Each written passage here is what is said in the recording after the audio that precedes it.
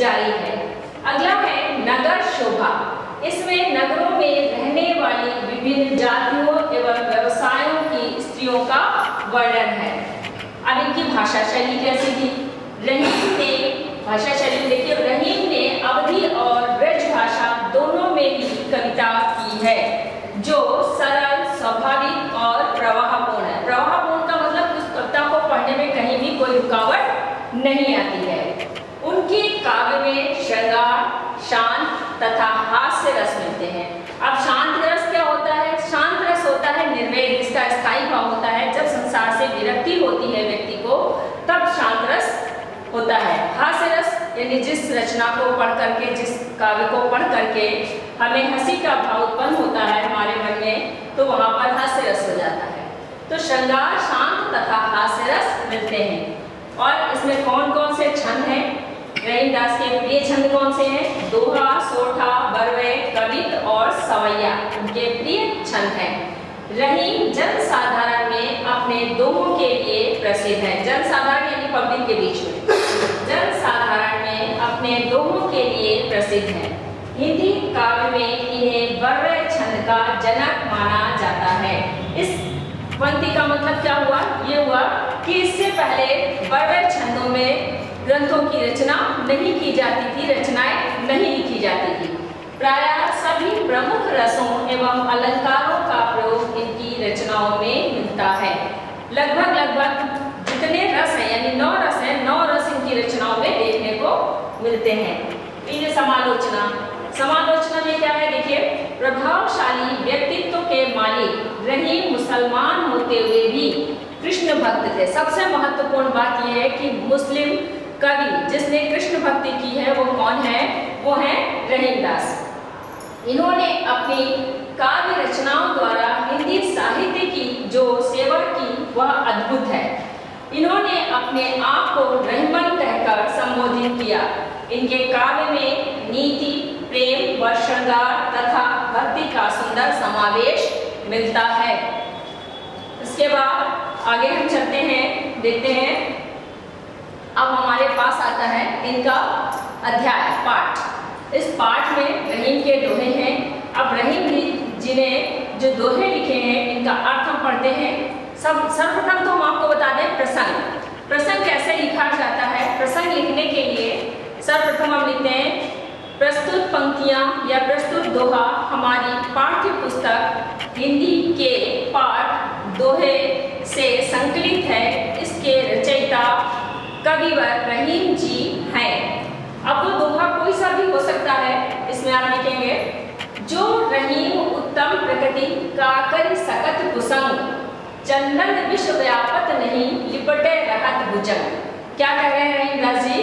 रहीमदास जी कहते हैं कि जो मनुष्य अच्छी प्रकृति का होता है, अच्छे स्वभाव का होता है, जिसका आचरण अच्छा होता है, उसका कुसंगत कुछ भी बिगाड़ नहीं सकती। कुसंग माने बुरी संगत, उसकी बुरी संगत उसको बिगाड़ नहीं सकती है। चंदन विश्व व्यापक नहीं। अब यहाँ पर ये उदाहरण प्रस्तुत कर रहे हैं, उपमा अलंकार है, उदाहरण प्रस्तुत कर रहे हैं, समानता दर्शा रहे हैं कि सज्जन पुरुष कैसा होता है, चंदन के पेड़ की तरह होता है। चंदन के पेड़ में विश्व व्यापक नहीं, उसमें विष नहीं समा सकता, उस पर सैकड़ों सांप लिपटे रहते हैं। अब चंदन के पेड़ पर सांप के लिपटने का कारण समझ लीजिए क्यों होता है। आपको लिखना नहीं है, फिर भी बताना जरूरी है कि चंदन का पेड़ शीतल होता है, ये उसका गुण होता है और उसकी शीतलता के कारण ही उस पर अनेकों सांप लिपटे रहते हैं। लेकिन चंदन का वृक्ष कभी भी विषैला नहीं होता है।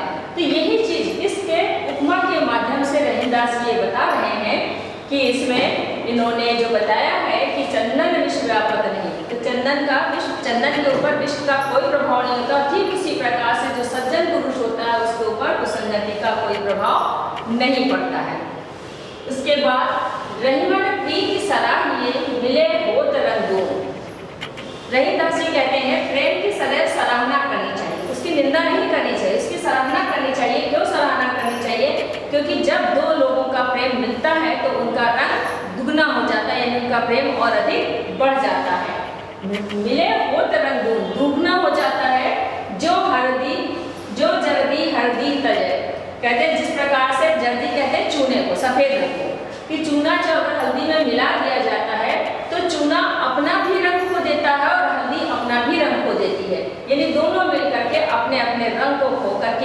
तीसरा रंग की उत्पत्ति करते हैं।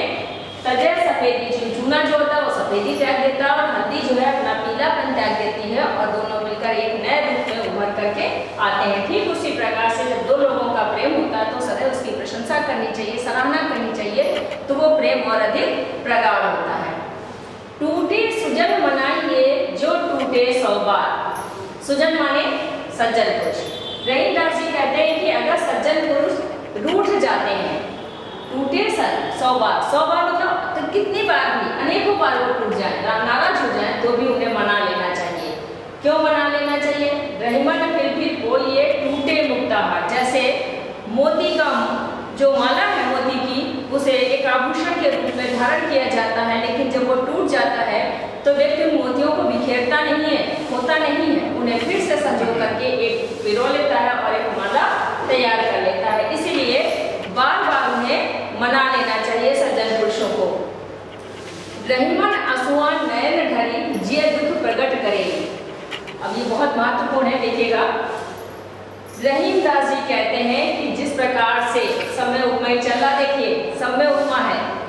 असुआ नयन ढरी, जिस प्रकार से आंखों से आंसू बह करके जिय दुख प्रकट करे, अपने मन के दुख को प्रकट कर देता है व्यक्ति, यानी उसके हृदय का दुख प्रकट हो जाता है उसके आंसुओं से।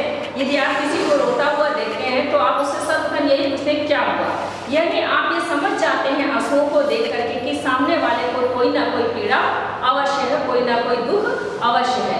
तो इसीलिए रहीमदास जी कह रहे हैं कि जब आंखों से आंसू निकलते हैं तो वो हृदय के दुख को प्रकट कर देते हैं। जाहे निकारो भेद दे कस न भेद कह दे, कहते हैं जिसको घर से निकाल दिया जाए तो वो रहस्य का उद्घाटन क्यों नहीं कर देगा, वो रहस्य क्यों नहीं खोल देगा, अर्थात वो तो रहस्य खोल देगा। अब इस संदर्भ में आपको एक उदाहरण बता दें। रावण ने विभीषण को लंका से बाहर निकाल दिया था, देश निकाला दिया था। तो जब विभीषण रामदल में आया तो उसने क्या किया, रावण का रहस्य राम के सामने खोल दिया। अब जाहि निकालो भेद, उसको घर से निकाल दिया गया था, कसना भेद कह दे, उसने आकर के भेद कह दिया। क्यों नहीं कह देगा, वो तो कह ही देगा भाई। अब अगला देखिए, कही रहीम संपत्ति सगे बनत बहुत बहुरी। रहीमदास जी कहते हैं अगर संपत्ति हो मनुष्य के पास तो सारे सगे संबंधी बन जाते हैं, बहुत सारे नियम और रीति बन जाते हैं, बहुत सारे लोग सगे संबंधी बन करके निकट आ जाते हैं। विपत्ति कसौटी जे कसे ते सांचे में। रहीमदास जी कहते हैं जब विपत्ति की कसौटी होती है, जब बुरा समय आता है, उस समय जो साथ देता है वही सच्चा मित्र होता है। अगला, जाल परे जल जात बनी तज मीनल को मोह। रहीमन मछली नीर को तऊ न छाड़त छो। यहाँ पर पानी और मछली का उदाहरण प्रस्तुत कर रहे हैं। कहते हैं कि जब जल में जाल पड़ता है, मछुआरा अपना जाल डालता है मछली पकड़ने के लिए जाल में, तो जाल में मछली फंस जाती है, लेकिन जो पानी होता है, जो जल होता है, वो मछलियों से प्रेम को छोड़ देता है। क्यों? क्योंकि जाल पड़ा है तो मछली उसमें फंसेगी, पानी तो बाहर ही चला जाना है। तो इस बताएं कि जब जाल पड़ता है तो मछली जाल में फंस जाती है और पानी जो होता है मछलियों को प्रेम को छोड़ करके बाहर रह जाता है। रहीमन मछली नीर को तऊ न छाड़ छो। रहीमदास जी कहते हैं लेकिन मछली की विशेषता क्या है कि वो जब वो मछली जाल में फंस जाती, पानी से बाहर निकल आती है, तब भी वो पानी के प्रेम को नहीं छोड़ पाती। उसे पानी से बहुत प्यार होता है, वो पानी को नहीं छोड़ पाती है और उसके वियोग में अपने प्राण त्याग देती है। अगला देखिए, दीनन सबन को लखत है, दीन ही लखे न कोई। परमात्मा सबको देखता है। दीनन माने परमात्मा, परमात्मा लखत माने देखता है।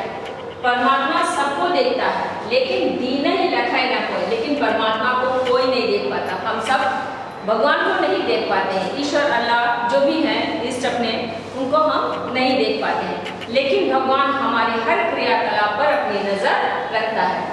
रहीमदास जी कहते हैं जो रहीम दीन नहीं रखे दीन बंधु समोर। कहते हैं जो दीनों पर दया करता है, जो हारे परेशान व्यक्ति की सहायता करता है, उन्हें देखता है, और देखने का तात्पर्य यहाँ सहायता से है, सहायता करता है, तो वो व्यक्ति दीन बंधु समोर, वो परमात्मा के समान हो जाता है। अगला देखिए, प्रीतम छवि नैनन बसी पद छवि कहाँ समाए। रहीमदास जी कहते हैं प्रीतम की छवि जो है हमारे नैनों में बसी है और वहाँ पर दूसरी छवि कहाँ समा सकती है। एक स्थान पर जब एक सामान रख दिया जाता है, जैसे ये पेन है, हमने अपने हाथ पे इस उंगली पे टिका दिया है, तो इस बाकी आगे पीछे तो हम रख सकते हैं, बट जहाँ पर ये हमारा ये पॉइंटर टिका हुआ है वहाँ पर दूसरी वस्तु नहीं रखी जा सकती है। तो यहाँ पर रहीमदास जी कहते हैं वहाँ पर दूसरी छवि कहाँ समा सकती है, अर्थात उसके लिए कोई स्थान नहीं होगा। भरी सराय रहीम लगी पथिक आप उतर जाए। रहीमदास जी कहते हैं कि जब मेरे आंखों में परमात्मा की छवि बसी हुई है तो वहाँ पर दूसरे के लिए कोई स्थान नहीं है, अर्थात दूसरे के लिए माया, मोह, लोभ, ईर्ष्या, लालच जो भी है उसका कोई भी स्थान नहीं है। और यही कारण है कि भरी सराय रहीम लगी। रहीमदास जी कहते हैं सराय कहते हैं आश्रय, जो जैसे आपका होटल है, धर्मशाला है, तो इसको सराय प्रयोग किया जाता है। तो सराय जब वो जगह भरी हुई है, जो स्थान भरा हुआ है, वहाँ कोई है तो वहाँ पर अगर कोई पथिक जाता है, धर्मशाला में कोई पथिक जाता है, अगर वहाँ कोई कमरा खाली नहीं मिलता है तो वो लौट जाता है और कहीं और जगह तलाशता है। ठीक उसी प्रकार से जब मेरे नैनों में परमात्मा की छवि बसी है और स्थान नहीं है, तो जो भी पथिक कौन है यहाँ पर, पथिक वो है जो माया, मोह, लोभ, ये है पथिक, जो सांसारिक बंधन है, ये पथिक है। पथिक आप उतर जाए, जो सांसारिक बंधन है वो अपने आप लौट जाते हैं। अगला देखिए, रहमन धागा प्रेम का मत तोड़ो चटकाए। रहीमदास जी कहते हैं प्रेम जो होता है वो एक धागे के समान होता है, उपमालन का है। प्रेम एक धागे के समान होता है, इसे कभी भी झटका देकर, झटका मतलब झटका देके नहीं तोड़ना चाहिए। क्यों नहीं तोड़ना चाहिए? कि टूटे से फिर ना जुड़े गांठ पड़ जाए। जब धागा दो भागों में विभक्त हो जाएगा तो उसको जोड़ना पड़ेगा, तो वो ऐसे साधारण रूप में नहीं जुड़ेगा जैसा पहले था। अब उसमें क्या हो जाएगी, गांठ पड़ जाएगी। इसी प्रकार से कि जब दो लोगों में प्रेम होता है और मनमुटाव हो जाता है, तो प्रेम भले ही पहले जैसा ही लोग कहते हैं मेरा लड़ाई हो गई थी लेकिन फिर दोस्ती